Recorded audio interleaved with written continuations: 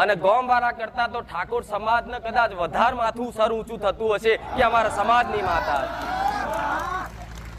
કે અમારા સમાજની માતા છે, એવો હરખ થતો હશે, સર ઊંચું થતું હશે, તો આ સર કદાચ ચોય નમવા દઉં તો સોલંકી પેઢીની નામ રાખ્યું છે અને રાખતી આવીશ. આવા મારા મેલડીના આશીર્વાદ છે. પણ દરેકના દીકરાનું કહું છું, કઈ ના કરો તો કઈ નહીં, પણ પોતાની કુળદેવીની ભક્તિ કરજો 100%.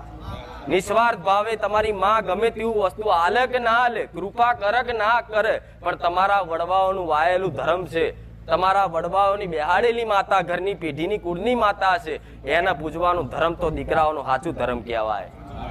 કદાચ દુઃખ પડે ના તો રિહાઈ ના જતા તમારી માથી, કદાચ તમારી માં કદાચ રાજી ખુશીથી કદાચ ધૂણવા કદાચ ખમા મજા નાખે તો ગોડા હું મેરડી નહીં.